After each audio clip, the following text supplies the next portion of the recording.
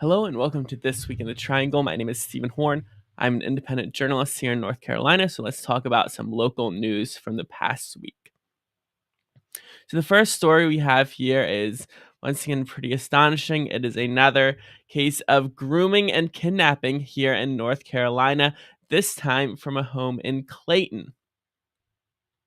So this is an epidemic that has been going on for the past couple months. This is the fifth case in just a couple months in a small area. In this case, two illegal aliens, 18 and 22 years old, have been arrested in Florida after a 14 and 15-year-old sister were reported missing from their Clayton home.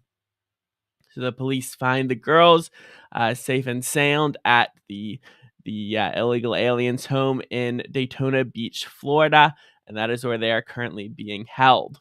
Now, the mainstream media reported on this story, but they did not note that they were illegal aliens. But that is something I was able to verify by looking at the jail's website. Now, in this case, the police say that the children were not taken violently. They left a note for their parents saying that they were leaving with some guys they met. In the previous cases we've covered, we know that the 14 or 15-year-old girls met the adult men they left with through internet or social media. It's likely the same in this case. So if you're a parent of a teenage girl, I would recommend keeping them off the internet to keep them away from men like this. We can see their mug shots here. They're currently being held in jail without bond while they're being extradited to North Carolina.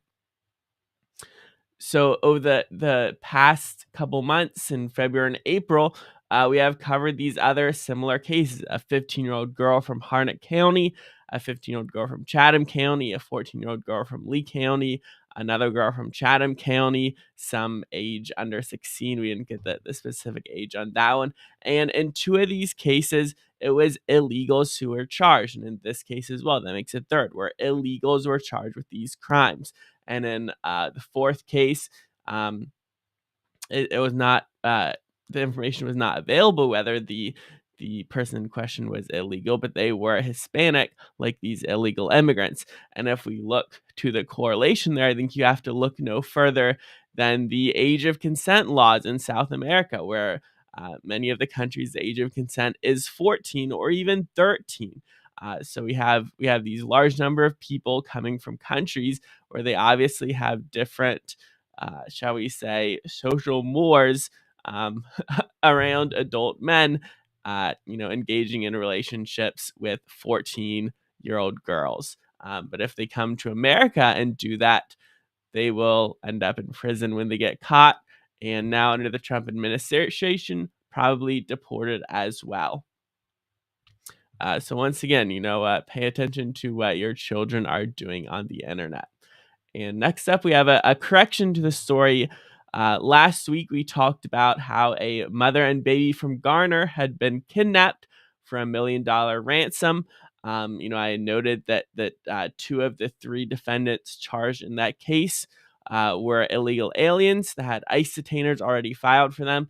But I failed to note that the third individual who had been arrested had been identified as an illegal alien as well in a post by FBI Director Kash Patel, who posted about these three alleged kidnappers from who kidnapped this mother and daughter from their Garner home. They allegedly broke in with mass firearms, a home invasion, tied up the father with duct tape, said, "Give us $1 million." When he didn't do that, probably because he wasn't able to do that. Who keeps hearing $1 million in cash? They took the mother and child, though they ended up releasing them, and they were found in the Wake Forest area the next morning. And as I noted before, this is a pretty crazy story. This is not a home in an area where you would expect people with $1 million in cash to live. So it's not clear whether these kidnappers were just absolutely crazy and insane and delusional, or if maybe there was a little something deeper going on under the surface. But that is the correction there for this week. And our next story is from RDU, the city of Raleigh-Durham. as we all like to say, and a video that went viral around the world of some Frontier Airlines gate agents. Now, I won't play the video for you now, but the video captured them being very rude and unprofessional. Basically, a passenger got there 50 minutes early, and apparently Frontier Airlines has a policy you have to pay 25 extra dollars to check in with a gate agent, if you're not 60 minutes early. And so he was upset about that, but he eventually said, okay, I'll pay the $25 fee. But, he made a rude comment about the airline, which the agents took personally and started berating him and mocking him and refusing to check him in. So he started filming them. But what is crazy is that they started filming him as well. So you have these gate agents who are being very rude, very unprofessional, while filming their own behavior as if the video would show that they're in the right. And that is sort of an interesting phenomenon I've noticed with some viral videos where the person in the video who to me is obviously in the wrong, it has their phone out filming as if they're in the right. So apparently, some people who engage in antisocial and professional behavior genuinely think that the rest of society agrees with them. But, you know, I think in this case, as they ended up fired, they were wrong, and the customer was right as always. And our next story up for this week is actually a long story, a big story, an article about the UNC pro-Palestine encampment last year. So when you read the headlines about a mass arrest, in this case it was 36 people arrested, that is the headlines. In this case, I think the news went nationwide, especially with some viral images of young men putting the American flag back up and protecting it after it was torn down by the crowd, who was, somewhat, I guess, a little riotous after these arrests were made.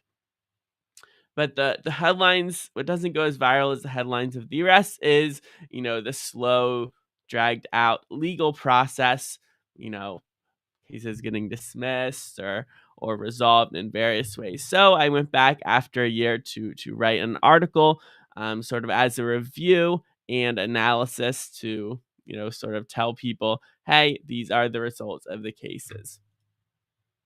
And in this case, the 36 arrestees, I was able to identify 34 out of the 36 cases in the North Carolina e-court system, which allows citizens to look up cases. So I was able to track those down, run some data on it. And so basically the result is that 21 out of the cases took diversion agreements where they did community service. And when they finished the community service, the charges get dropped. So that was 21 did community service, got the charges dropped. And the remaining 13 had their cases dismissed due to evidentiary reasons. So 6 of those cases were dismissed by the prosecutor because he said he could not identify the arresting officer. Out of the remaining 7 cases, the first one that went to the trial, the case was dismissed by the judge. So the judge ruled at the end of the state's evidence that the government had not presented enough evidence that a reasonable juror could convict. So he dismissed the case before the defense even put their evidence on.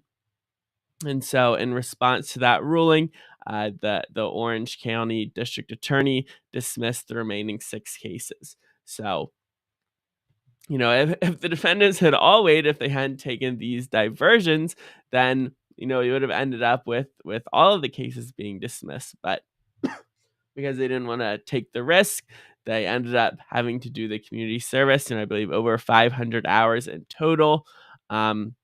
And then they can go on with their lives without any criminal record.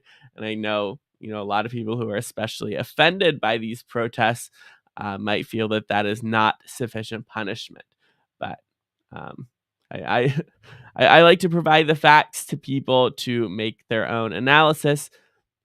Some people might look at those facts and say that is just consequences. Some people might look at those facts and say that is not just at all. But you can find those facts at thisweekinthetriangle.com, where I publish my articles as well as the weekly roundups and the news items that we are going through on this stream. And our next story is from Raleigh, from the state capitol building. A raw milk advocate was arrested, allegedly trying to bring a gun into the legislative building. So the story is that this was picked up at a security screening checkpoint. She had a Smith & Wesson M&P Bodyguard 380 handgun in her possession that was caught by the screening. So she has been charged with violating the legislative building rules and illegally carrying a concealed handgun. Now, we don't really have any evidence of motive, but I would tend to assume that this was probably inadvertent. We do we do have data from the security screenings at RDU, which has a much higher throughput than the North Carolina State Capitol building. And they get, up to 100 firearms are discovered at the TSA checkpoint at RDU every year. A lot of that is people just forgetting that they had a firearm in their backpack that they brought. So we don't know exactly what happened in this case, but it's not unknown for people to accidentally bring firearms into legislative areas. Though obviously, that uh, might be an argument you can make to the judge at sentencing, or trying to convince the district attorney to cut you a good deal. And our next story is from Raleigh as well, pretty crazy. Two state troopers are accused of orchestrating a cover up after a pursuit suspect died in a crash. So this is a story back from beginning in October 7th, 2024. North Carolina state trooper of the Highway Patrol named Garrett Macario attempted to stop a vehicle in Raleigh. Apparently, he he withdrew from the pursuit, and then the vehicle crashed shortly thereafter. So, according to an arrest warrant that has been made public, Macario's body cam captured a conversation that he had with his supervisor, Sergeant Matthew Morrison, shortly after this crash. And so his supervisor said, "Hey, did you call this in over the radio?" When Macario said he had not called it in, Morrison told him not to tell the responding Raleigh police officers that he had tried to pull over the subject just before the crash. So basically, he said, "Don't tell Raleigh police you tried to pull him over." And that's exactly what Macario did. According to the affidavit, when the Raleigh police said, "Were you trying to pull this person over?" He said, "No, I was not. I got there after the crash had already happened." Um, and so obviously these two officers are in serious trouble with hard evidence like this being discovered. If a body camera picks up your phone conversation orchestrating a cover up, it's not going to turn out too well for you. So both these two officers are on administrative leave, and the Wake County District Attorney Lauren Freeman ended up dismissing around 180 cases they were involved in. So this well, when you have officers who are untrustworthy, when they're proven to be liars, then obviously that is evidence that any defense attorney is going to use in any trial where they're the witnesses, they're the charging officers. So those charges ended up being dismissed by the district attorney. And next up in our protest watch, we have the Wake County Teachers Union. So on Tuesday, the Wake County Board of Education was considering their proposal for the county budget, how much money they were asked for from the county as the county commissioners, decide how to pass their budget. So the Wake County chapter of the North Carolina Associations held walk-ins at multiple Wake County schools, including Enloe Magnet School. Looks like that at least a dozen participants in the video that they posted to their Instagram. So basically the issue they have is that the proposed budget will include some cuts. So even though the total dollar amount is higher, they're making some cuts in some areas so that they can allocate more funding to other areas. So the total increase in the budget requested from last year is 40 million higher, but when you take inflation into account, it's only about $19 million higher, which is a pet peeve of mine whenever I see reporting on numbers between years increases. What I want to know is, how does this compare to inflation? Because the just because one number is higher than another doesn't mean it's actually more money being spent, because the value of the dollar decreases every year. An example of this is that the teacher's local salary supplement. So they wanted to increase this by 3%, which is approximately inflation over the past year. But one of these budget cuts is that it will only be increased 1.5%.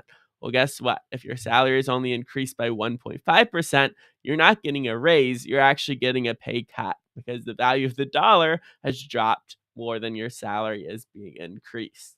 That's a pet peeve of mine. I think all journalists should include an inflation calculation when they're comparing figures between years, because this is, inflation adds up over time, especially where comparisons between years are basically meaningless otherwise. And our final item here is very small protest. About 30 writers and educators organized by the Writers for Democratic Action at the Capitol. I thought this was kind of a funny article about it. Because during the protest, they're apparently interrupted by a black man with a megaphone who accused them of stealing land from the Indians, from the Native Americans. Because apparently you can't be woke enough. Apparently protesting uh, in favor of the woke shibboleths, which the Trump administration is using to identify, woke grants, woke communication from federal bureaucrats.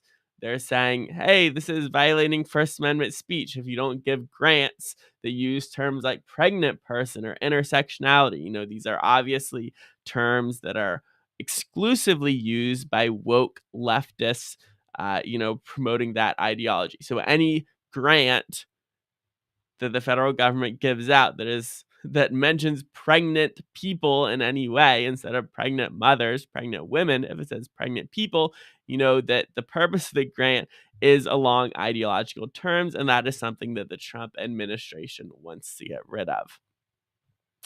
So once again, you can find all of this material, all the references at thisweekinthetriangle.com. That is where I publish, through Substack. And if you are tuning in tonight, thanks for being here. You can always let me know if you have any comments or questions.